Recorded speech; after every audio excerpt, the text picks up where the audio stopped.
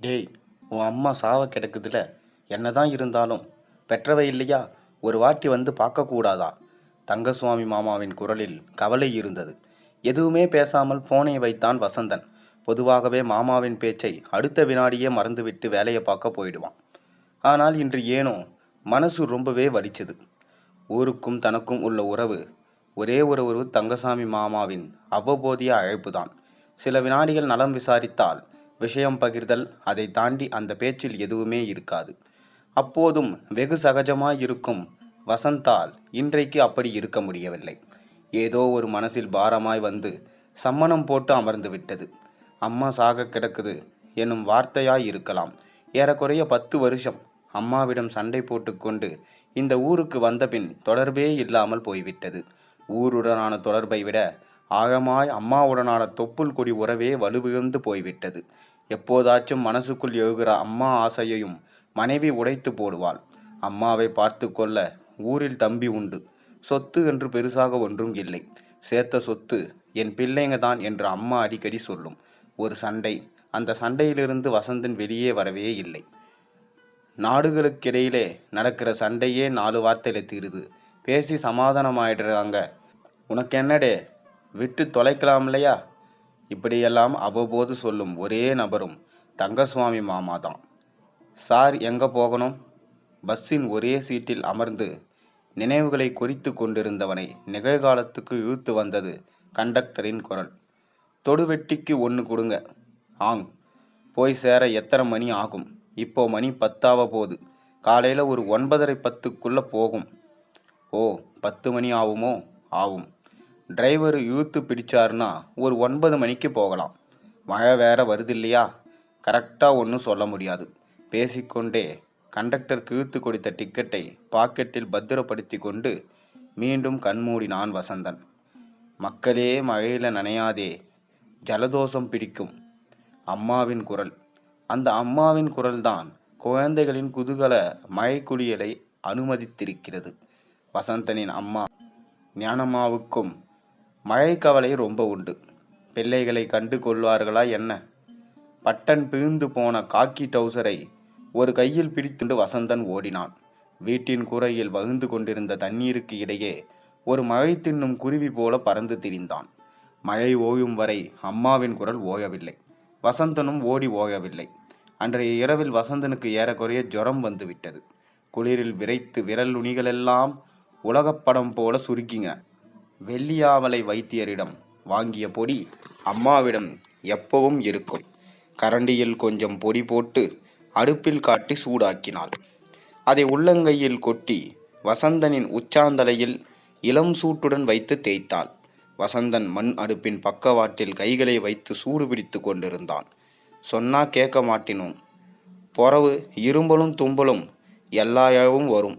அம்மாவின் வாய் ஓயாது. கை வைத்தியம் பார்ப்பதை நிறுத்தவும் செய்யாது. பாத்திரத்தை எடுத்து சுக்கு காப்பி போட தயாரானாள். சுக்கு காப்பியும் சுடுகஞ்சியும் எல்லா நோயை விரட்டிவிடும் என்பது அம்மாவின் நம்பிக்கை. அம்மாவின் நம்பிக்கை பொய்த்து போனதில்லை.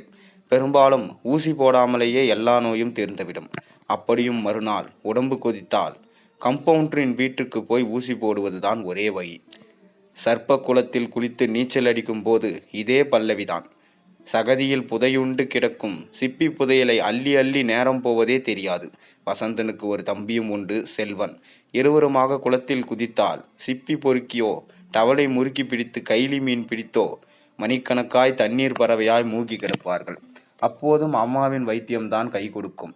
எப்பளும் வெள்ளத்திலே தானே கிடக்கிறியே, நீங்க கெண்ட மீனா பிறக்க வேண்டியவங்க தானே என்று சிரித்து கொண்டே திட்டுவாள். ஒரே ஒரு அக்கா வசந்தி. கிராமத்து நிறம், அப்படியே கிராமத்தின் அக்மார் நடை உடை பாவனைகள். ரொம்ப அமைதியானவள். ஊரில் அவளுக்கு பொய்ங்கி என்ற பட்டப்பெயரும் உண்டு.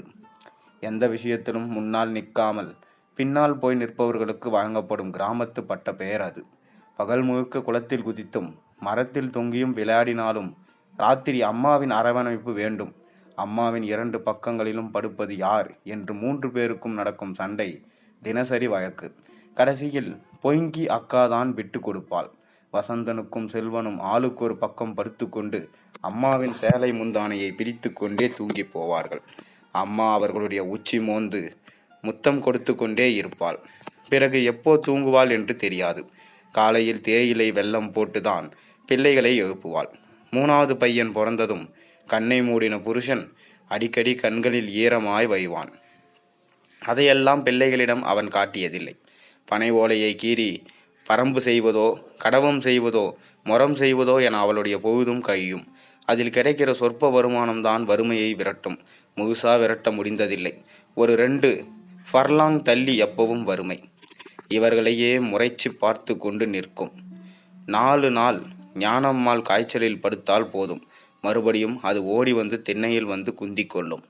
வண்டி 10 நிமிஷம் நிற்கும். டீ காஃபி சாப்பிட்றவங்க சாப்பிடுங்க, டின்னர் சாப்பிட்றவங்க சாப்பிட்லாம், இனிமே வண்டி வழியில் நிற்காது. பஸ்ஸின் பக்கவாட்டில் அடித்து கொண்டே கிளீனர் பையன் போட்ட கத்தல் வசந்தனை நேகாலத்திற்கு இழுத்து வந்தது. எந்த இடம் என்று தெரியவில்லை. ஒரே இருட்டு. டியூப்லைட் வெளிச்சத்தில் ஏதோ ஒரு பைபாஸ் ஹோட்டல். பசிக்கவில்லை, இறங்கினான். டீ கடையில் டிஎம்எஸ் ஏதோ ஒரு பாட்டை உச்சஸ்தாயியில் பாடிக்கொண்டிருந்தார். அவர் மறைந்த பிறகு அந்த குரல் இன்னும் அதிகமாய் மனதை பிசைந்தது. பொட்டிக்கடையில் ஒரு கிங்ஸ் வாங்கி பற்ற வைத்தான். விரல்களுக்கிடையே புகை வழிய இதயம் எரிந்து கொண்டிருந்தது. கண்ணில் கனல் இருந்தது. உனக்கு பொண்டாட்டி சொன்னது சரியில்லடா. அம்மாவின் குற்றச்சாட்டு வசந்தனுக்கு எரிச்சல் மூட்டியது. கல்யாணமான நாளிலிருந்தே இந்த புராணம்தான். அடிக்கடி இப்படி ஏதாவது குற்றச்சாட்டை இருவரும் மாறி மாறி வைப்பது மனசுக்குள் இருந்த நிம்மதியை எல்லாம் குழி தோண்டி புதைப்பதாய் தோன்றியது அவனுக்கு. அம்மா, உங்க சண்டையில் என்னை இழுக்காதீங்கம்மா. ஏதோ கைவேஷம் கொடுத்து பயல மயக்கிட்டா. இல்லைங்கி, அம்மன்னா அவருக்கு உசுறு. அம்மா வருவோர் போவோரிடமெல்லாம் அம்மா இப்படி பேசுறது சர்வசாதாரணம். உண்மையிலே அம்மாவுக்கு வசந்தன் என்றால் உயிர்தான். முதலில் ஒரு பெண்ணை பெற்ற பின் அடுத்து பையனோ பிறக்கணுமு என தவம் கிடந்து பெற்ற பையன் இவன். 4 பெண்ணு பிறந்தா நடைக்கல்லை பெயர்க்கும் என்று ஊரில் சொல்வார்கள். இவர்கள் இருக்கும் நிலைமைக்கு 4 தேவையில்லை. 2 பெண் பிறந்தாலே அந்த நிலைமைதான். ஆனால் கடவுள் கண் திறந்தார். பையனா பிறந்திருக்கான். இனிமே நமக்கு வசந்தம்தான் என்று தான் வசந்தன் என்று பெயரை வைத்தார்கள். சாப்பாட்டில் அவனுக்கு கொஞ்சம் ஸ்பெஷல் இருக்கும். எல்லோருக்கும் ஒரு துண்டு பொரிச்ச மீன் என்றால் இவனுக்கு 2 கிடைக்கும்.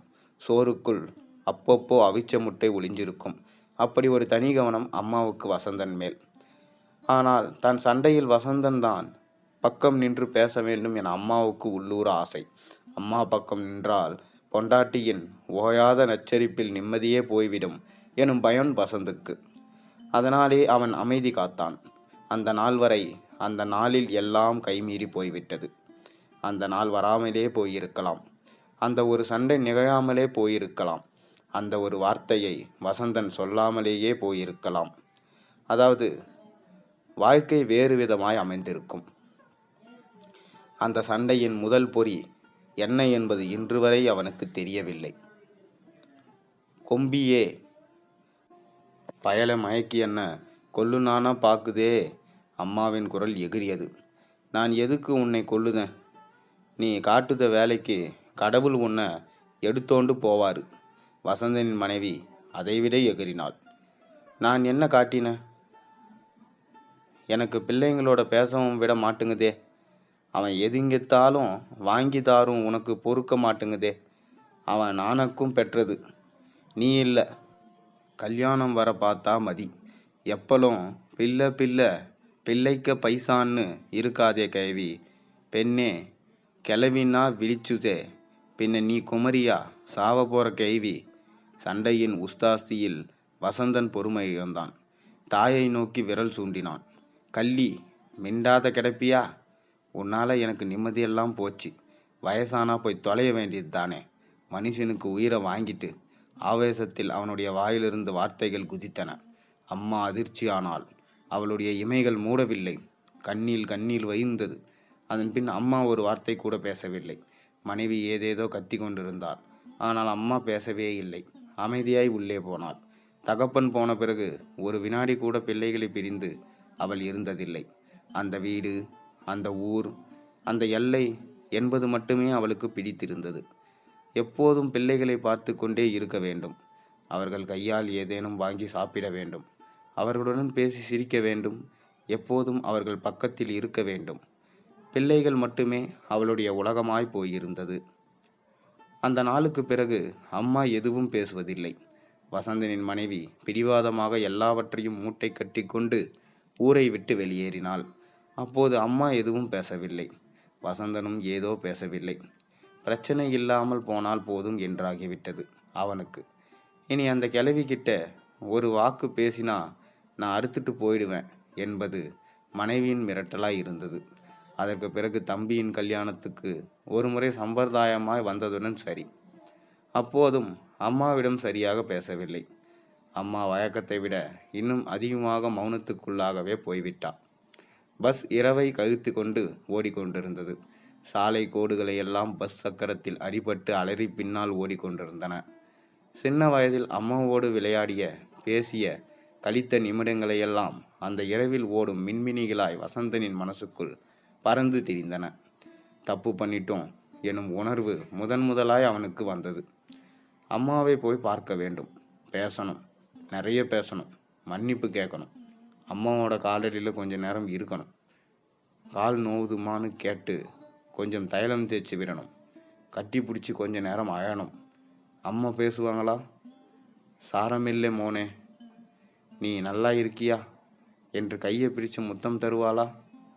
மனசில் கேள்விகளோடு கண்ணை மூடினான் வசந்தன். எப்போது தூங்கினான் என்று தெரியவில்லை. 2 சொட்டு மழைத்தண்ணி முகத்தில் விழுந்தபோதுதான் விழுத்தான். வெளியே விடிந்திருந்தது. மெல்லிய சாரல் மழை. பஸ் கண்ணாடியை இழுத்து சாத்தினான். அது முழுமையாய் மூடாமல் முரண்டு பிடித்தது. சாரல் துளிகள் முகத்தில் தெரித்து கொண்டிருந்தன. மக்களே நனையாதே, ஜலதோஷம் பிடிக்கும், அம்மா சொல்வது போல ஒரு பிரம்மை. திடீரென செல்போன் ஒலித்தது. தங்கசுவாமி மாமா தான் பேசினார். டேய் தூக்கமா? இல்லை மாமா, அம்மாவை பார்க்கலான்னு ஊருக்கு வந்துட்டுருக்கேன். நேற்று சொன்னீங்கல்ல, அதுக்கப்புறம் வீட்டில் இருக்க முடில, அதான் சொல்லாமல் கொல்லாமல் கிளம்பிட்டேன். ஓ, வீட்டுக்கு வந்துட்டு இருக்கியா? ஒரு வார்த்தை சொல்லியிருக்கலாமலேடா. சரி, நீ இப்போ எவ்வளோ தூரம் வந்திருக்க? நான் தொடு வெட்டி வந்தேன் மாமா, ஒரு அரை மணி நேரத்துக்குள்ளே வீட்டில் இருப்பேன். சரி, பஸ் வந்ததும் பிடிக்க நிற்காத, ஒரு ஆட்டோ பிடிச்சிட்டு சீக்கிரம் வா. ஆமாம், என்னை சொல்லுதியே. வசந்தியின் குரல் நடுங்கியது. ஆமாண்டா, போச்சு, ஒரு 2 மணி நேரம் ஆச்சு, நீ வா. வசந்தனின் தொண்டையில் சட்டென்று துக்கம் வந்து அடைத்தது. கண்ணீர் குபுக்கென வழிந்தது. வாயை பொத்திக்கொண்டு தலையை கவித்தான். பிடிவாதம் இல்லாமல் விமானத்திலிருந்து நழுவி வீழ்வது போல தோன்றியது. வீடு துக்கத்தில் கிடந்தது. சொந்த வீட்டை மரணம் சந்திக்கும் போது வரும் துயரம் சொல்ல முடியாதது. ஆட்கள் வந்ததும் போயும் விசாரித்தும் முற்றம் அமைதியான பாதச்சுவடுகளால் நிரம்பியது. முற்றத்தின் நடுவில் புதிய ஆடையில் அம்மா. அந்த முகத்தில் என்ன உணர்வு இருந்தது என்பதை வசந்தனால் கண்டுபிடிக்க முடியவில்லை. அம்மாவின் கால்களை தொட்டபோது விரல் நடுங்கியது. மாலையில் எடுத்தாகிவிட்டது. சுடுகாட்டு பயணத்தோடு எல்லாம் முடிந்துவிட்டது. வசந்தனின் மனதில் இயலாமையும் ஒன்றும் செய்ய முடியாத குற்ற உணர்ச்சியும் அழுகையும் ஓயாமல் அடித்து கொண்டே இருந்தது. இந்த தவறை எப்படி திருத்துவது? வழியே இல்லை. வாய்ப்புகள் இருந்தபோது மனம் இறங்கி வரவில்லை. மனம் கசிந்தபோது வாய்ப்பு இல்லை. அன்பையும் மன்னிப்பையும் தள்ளி போடக்கூடாது. அடுத்த வினாடியே என்ன நடக்கும்னு கடவுளுக்கு மட்டும்தான் தெரியும். வசந்தன் கலங்கினான். மரண வீட்டின் ஓலத்தையும் ஒப்பாரியையும் விட கனமானது அந்த இரவு நேர மௌனம் என்பது வசந்தனுக்கு உரைத்தது. தூறல் இன்னும் முழுமையாய் விடவில்லை. வானம் விட்டு விட்டு அழுது கொண்டிருந்தது. அப்பப்போ வந்து பார்த்திருக்கலாம் இல்லையாடா? அம்மா ஒரு வாரமாக இழுத்துட்டு கிடக்குது. உன் பேரை சொல்லிக்கிட்டு மேலே பார்த்துச்சு.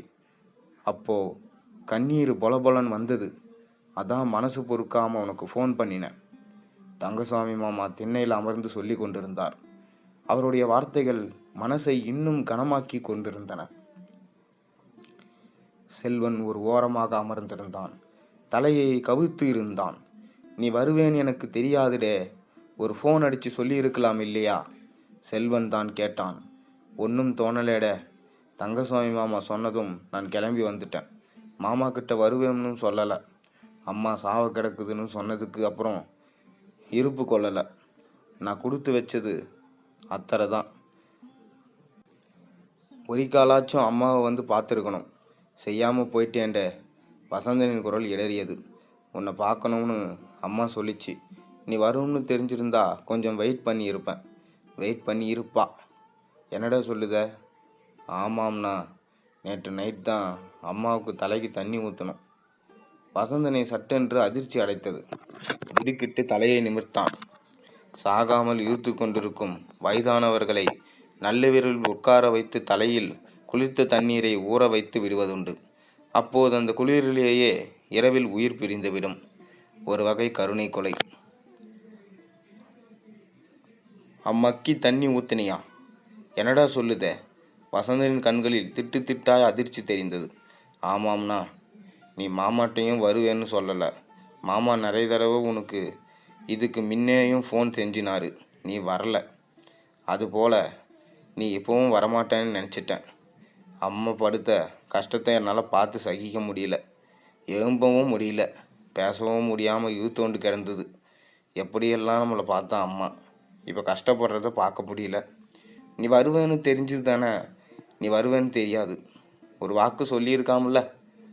செல்வன் கண்கள் கலங்கின. வசந்தன் நிலை குறைந்து போயிருந்தான். அவனுடைய பார்வை உறைந்து போயிருந்தது.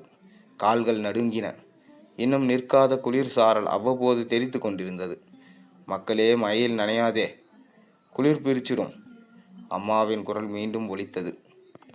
மனசுக்குள் இருந்தது. என்றும் அம்மாவிடம் சண்டை போடாதீர்கள். அப்படியே சண்டை வந்தாலும் அமைதியாக இருங்கள். அந்த சண்டையை உடனே பேசி தீர்த்து கொள்ளுங்கள். அதுதான் ஒரே வழி. நாளை இல்லாத போது அதை நினைத்து வருத்தப்படாதீர்கள். நன்றி, வணக்கம். இந்த கதை உங்களுக்கு பிடித்திருந்தால் மறக்காமல் சேனலுக்கு சப்ஸ்கிரைப் பண்ணுங்கள், லைக் பண்ணுங்கள், பெல் ஐக்கனை ப்ரெஸ் பண்ணுங்கள். உங்கள் நண்பர்களோடு இந்த கதையை பகிர்ந்துக்குங்க. நாளை ஒரு கதையோடு உங்களை சந்திக்கிறேன்.